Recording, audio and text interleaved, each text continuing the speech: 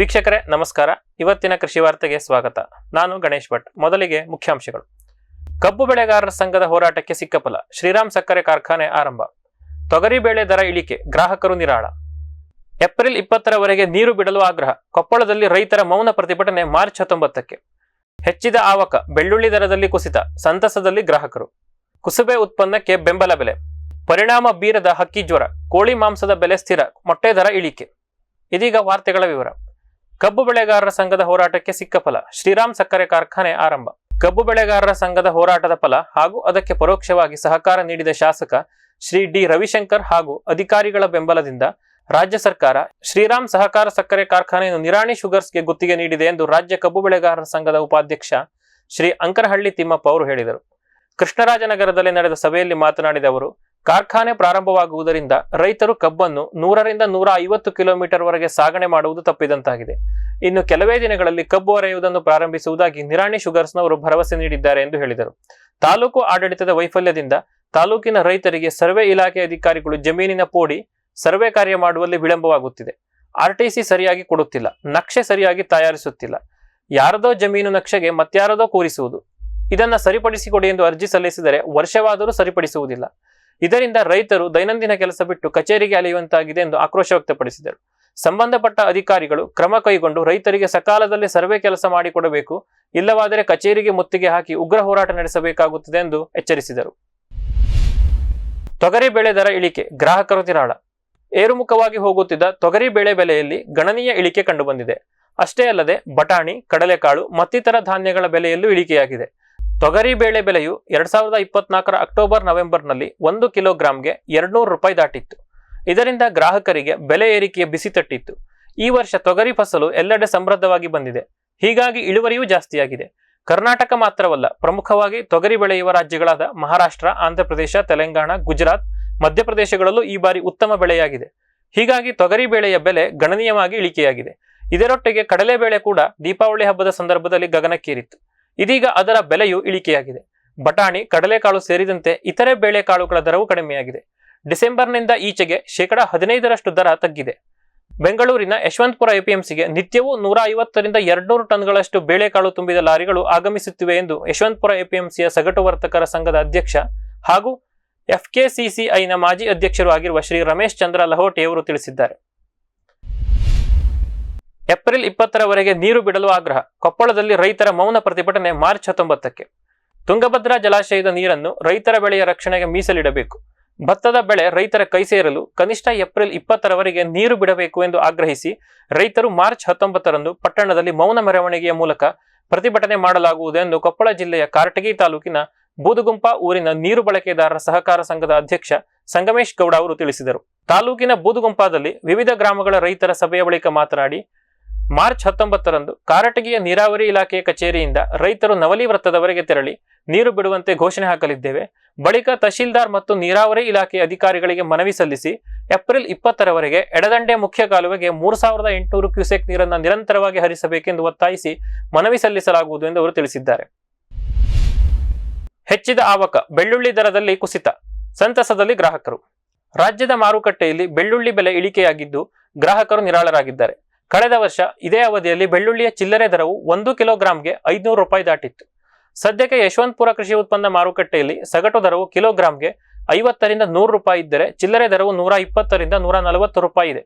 ದೇಶದ ಒಟ್ಟು ಬೆಳ್ಳುಳ್ಳಿ ಉತ್ಪಾದನೆ ಪೈಕಿ ಮಧ್ಯಪ್ರದೇಶದಲ್ಲಿ 70% ಉತ್ಪಾದನೆಯಾಗುತ್ತದೆ. ಉಳಿದಂತೆ ರಾಜಸ್ಥಾನ, ಗುಜರಾತ್ ಮತ್ತು ಉತ್ತರ ಪ್ರದೇಶದಲ್ಲಿ ಹೆಚ್ಚಾಗಿ ಬೆಳೆಯಲಾಗುತ್ತದೆ. ಮಧ್ಯಪ್ರದೇಶ ಮತ್ತು ರಾಜಸ್ಥಾನದಲ್ಲಿ ಮಳೆಯಿಂದಾಗಿ ಬೆಳೆ ಹಾನಿಯಾಗಿತ್ತು.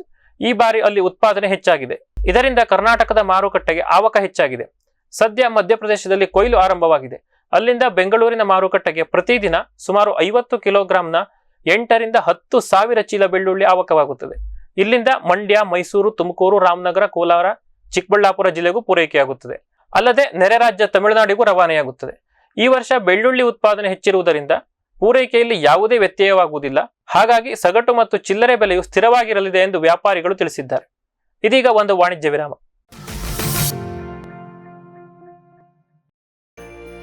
ಗಿಳಿ, ನವಿಲು, ಕಾಗೆ, ಮೈನಾ ಮುಂತಾದ ಹಕ್ಕಿಗಳ ಉಪಟಳ ಹಣ್ಣು, ಕಾಳು, ಧಾನ್ಯದ ಬೆಳೆಗಳಲ್ಲಿ ಮಿತಿಮೀರಿದೆ.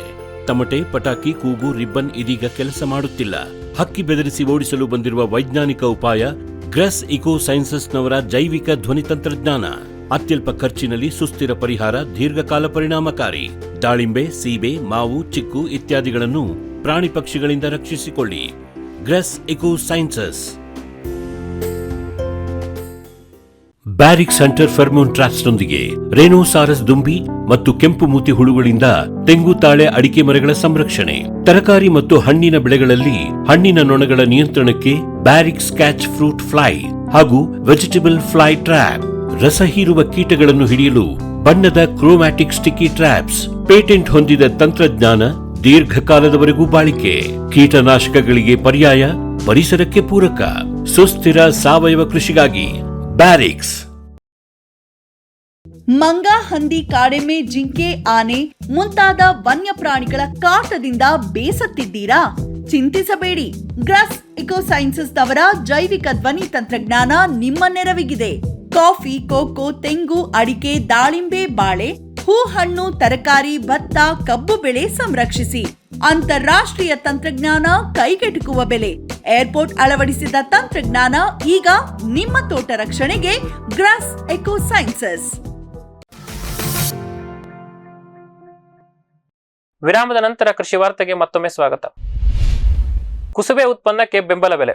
ಕೇಂದ್ರ ಸರ್ಕಾರದ ಬೆಂಬಲ ಬೆಲೆ ಯೋಜನೆಯಡಿ 2024-25ನೇ ಸಾಲಿನಲ್ಲಿ FAQ ಗುಣಮಟ್ಟದ ಕುಸುಬೆ ಉತ್ಪನ್ನವನ್ನು ಪ್ರತಿ ಕ್ವಿಂಟಾಲ್ಗೆ 5,940 ರೂಪಾಯಿನಂತೆ ಧಾರವಾಡ ಜಿಲ್ಲೆಯ ರೈತರಿಂದ ಮಾತ್ರ ಖರೀದಿಸಲು ಸರ್ಕಾರದಿಂದ ಖರೀದಿ ಕೇಂದ್ರಗಳನ್ನು ತೆರೆಯಲಾಗಿದೆ. ಜಿಲ್ಲೆಯ ರೈತರು ಸದುಪಯೋಗ ಪಡೆದುಕೊಳ್ಳುವಂತೆ ಜಿಲ್ಲಾ ಟಾಸ್ಕ್ ಫೋರ್ಸ್ ಸಮಿತಿಯ ಅಧ್ಯಕ್ಷರು ಆಗಿರುವ ಜಿಲ್ಲಾಧಿಕಾರಿ ಶ್ರೀಮತಿ ದಿವ್ಯಾ ಪ್ರಭು ಅವರು ತಿಳಿಸಿದ್ದಾರೆ. ಬೆಂಬಲ ಬೆಲೆ ಯೋಜನೆಯಡಿ FAQ ಗುಣಮಟ್ಟದ ಕುಸುಬೆ ಉತ್ಪನ್ನವನ್ನು ಖರೀದಿಸಲು ಮಾರ್ಚ್ 11ರಿಂದ ಜೂನ್ 8ರವರೆಗೆ ಅವಧಿ ನಿಗದಿಗೊಳಿಸಲಾಗಿದೆ.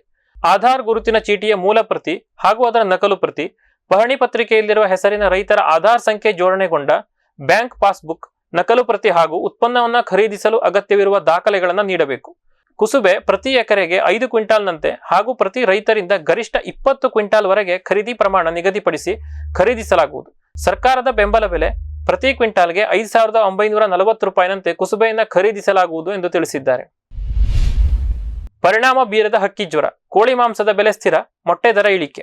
ಬ್ರಾಯ್ಲರ್ ಕೋಳಿ ಮೊಟ್ಟೆ ದರ ಇಳಿಕೆಯಾಗುತ್ತಿದೆ. ಕಳೆದ 3 ತಿಂಗಳ ಅವಧಿಯಲ್ಲೇ 100 ಮೊಟ್ಟೆಯ ಬೆಲೆ 130ರಿಂದ 150 ರೂಪಾಯಿನಷ್ಟು ಇಳಿಕೆಯಾಗಿದೆ. ಸದ್ಯ ಮೈಸೂರಿನ ಮಾಂಸದ ಅಂಗಡಿಗಳಲ್ಲಿ 100 ಬಾಯ್ಲರ್ ಕೋಳಿ ಮೊಟ್ಟೆಗೆ 430 ರೂಪಾಯಿನಂತೆ ಮಾರಾಟವಾಗುತ್ತಿದ್ದು ಪೂರೈಕೆ ಸ್ಥಿರವಾಗಿದೆ. ಚಿಲ್ಲರೆ ಮಾರುಕಟ್ಟೆಯಲ್ಲಿ ಪ್ರತಿ ಮೊಟ್ಟೆಗೆ 5 ರೂಪಾಯಿನಂತೆ ಮಾರಾಟವಾಗುತ್ತಿದೆ. ಕಳೆದ ವರ್ಷ ಡಿಸೆಂಬರ್ ಅಂತ್ಯದವರೆಗೂ ಬ್ರಾಯ್ಲರ್ ಕೋಳಿ ಮೊಟ್ಟೆ ದರ 100ಕ್ಕೆ 580 ರೂಪಾಯಿ ಇತ್ತು. ಚಿಲ್ಲರೆ ಮಾರುಕಟ್ಟೆಯಲ್ಲಿ ಒಂದು ಮೊಟ್ಟೆಗೆ 7 ರೂಪಾಯಿವರೆಗೂ ಮಾರಲಾಗುತ್ತಿತ್ತು. ಬೇಸಿಗೆ ಅವಧಿಯಲ್ಲಿ ಮೊಟ್ಟೆ ಉತ್ಪಾದನೆ ಕಡಿಮೆಯಾಗುತ್ತದೆ. ಬೇಡಿಕೆಯೂ ಕಡಿಮೆಯಾಗುವುದರಿಂದ ಬೆಲೆ ಅಲ್ಪ ಏರಿಳಿತವಾಗುತ್ತದೆ. ಮೊಟ್ಟೆ ಬೆಲೆ ಇಳಿಕೆಯಾಗಿದ್ದರೂ ಕೋಳಿ ಮಾಂಸದ ಬೆಲೆಯಲ್ಲಿ ಹೆಚ್ಚೇನೂ ಇಳಿಕೆಯಾಗಿಲ್ಲ. ಹಕ್ಕಿ ಜ್ವರವು ಮಾಂಸದ ಪೂರೈಕೆ ಹಾಗೂ ಬೇಡಿಕೆ ಮೇಲೆಯೂ ಯಾವುದೇ ಪರಿಣಾಮ ಬೀರಿಲ್ಲ. ಕೃಷಿ ಕೋರ್ಸ್ಗಳಿಗೆ ಅರ್ಜಿ ಆಹ್ವಾನ.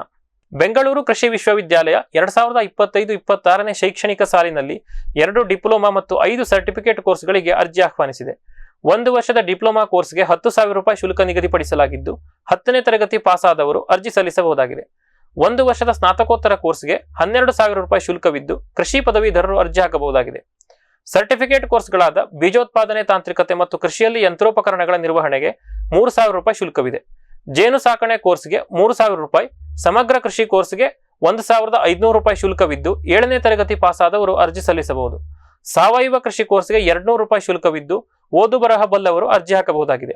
ಕೃಷಿ ವಿಜ್ಞಾನ ಕೇಂದ್ರಗಳಾದ ರಾಮನಗರ, ಚಾಮರಾಜನಗರ, ಚಿಕ್ಕಬಳ್ಳಾಪುರ, ಹಾಸನ, ಮಂಡ್ಯ, ಬೆಂಗಳೂರು ಗ್ರಾಮಾಂತರ ಮತ್ತು ತುಮಕೂರು ಜಿಲ್ಲೆಗಳಲ್ಲಿ ಹಾಗೂ ವಿಸ್ತರಣಾ ಶಿಕ್ಷಣ ಘಟಕ ಮೈಸೂರಿನಲ್ಲಿ ಅರ್ಜಿ ಪಡೆಯಬಹುದು. ಬೆಂಗಳೂರು ಕೃಷಿ ವಿಶ್ವವಿದ್ಯಾಲಯದ ಜಾಲತಾಣದಿಂದಲೂ ಅರ್ಜಿ ಡೌನ್ಲೋಡ್ ಮಾಡಬಹುದು.